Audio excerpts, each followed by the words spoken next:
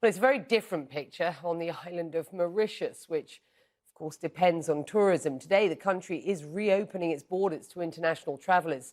The first phase will require holidaymakers to stay in one of the 14 so-called resort bubbles for 2 weeks. Sort of like semi-quarantine to a certain extent. As you can see here, the country of 1.3 million people has brought a surge of infections in March back under control. Well, the country's Deputy Prime Minister and Minister of Tourism is Stephen Obeegadoo, and he joins me now. So thank you. Your country expects to welcome 650,000 visitors, as I understand it, over the next 12 months following this reopening. How confident are you of meeting that target? Hello, and thank you for having me. I'm very confident indeed. We are thrilled at the opportunity for Mauritius, which is the quintessential travel destination, to be able to open up safely and securely to the world at large.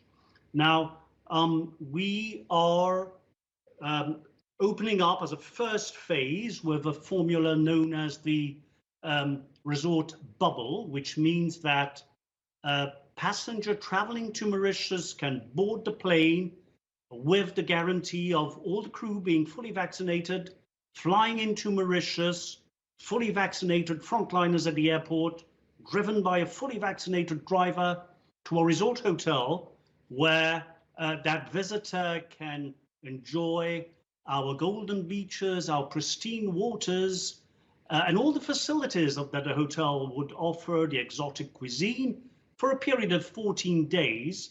And if within that period he chooses to fly back, he gets back to his country of origin, again, having been in a fully vaccinated environment all along. And if he decides to stay on that, then of course he can discover more of our country.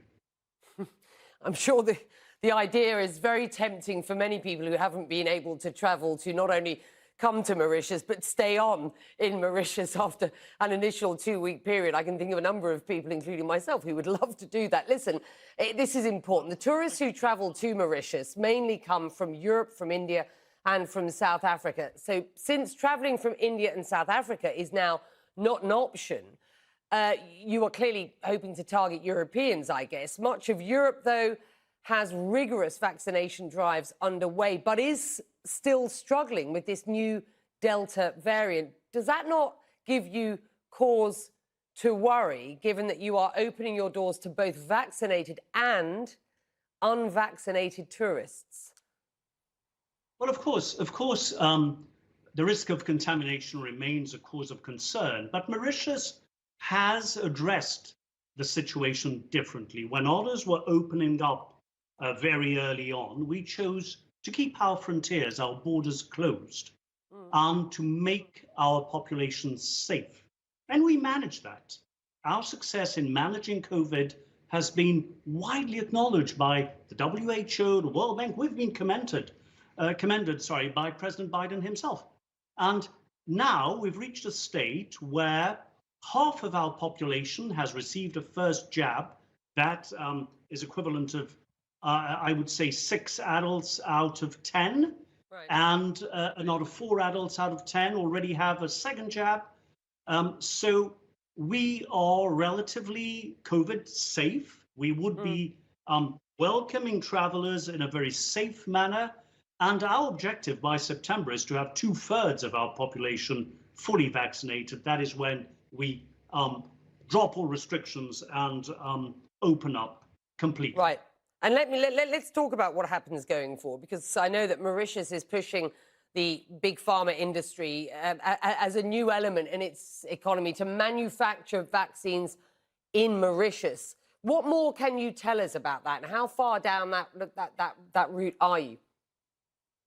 Well, you know, when we started vaccinating in January, we suffered, as most other countries of the global south, from constraints in terms of accessing vaccines. We were lucky initially to have some donations from India, from China, from the United Arab Emirates, and then started purchasing. And we purchased different types of vaccines. The situation globally has, of course, been improving. However, I mean, many countries such as Mauritius realized that we needed to be able to have more production of vaccines in the south, and COVID vaccines was the #1 priority. So Mauritius has decided to invest heavily in facilitating investment in the industry to get persons with the know-how to come in, investors with the know-how, companies with the know-how to come in, and the state of Mauritius will be supporting financially so we can soon have a pharmaceutical industry of our own, not only for our country, but to be able to help neighboring countries of the region of Africa and Indian Ocean. Finally, here's an opportunity to entice those who are watching, if they do have an opportunity to come join you. What are they going to find? We're looking at some marvellous pictures at the moment of people kite surfing, for example, and some gorgeous sunsets. Absolutely. Absolutely. Mauritius, of course, is known for its beaches, for its lagoons, but it's also an ecotourism destination. It's also a cultural destination. You know, this is the land that was built by immigrants. Travel and tourism, it's what defines us. I mean, here on this piece of land, Asia, Africa, Europe met to create an exciting and extraordinarily multicultural society. Today, an open and dynamic economy, a thriving democracy. In many ways, Mauritius is unique. And today, at a time when luxury in times of COVID is safety, we can offer safety and security to the traveler. But the traveler is not just a tourist. Mauritius is an investment hub. We are home to global business. We are encouraging long-term stays in Mauritius. People who can work remotely, retirees, students coming into Mauritius to study. So this is really a place that is welcoming to the whole wide world, and our hospitality has been universally acknowledged as the hallmark of Mauritius as it is today. It's been a pleasure having you on, sir. The very best of luck with all of this.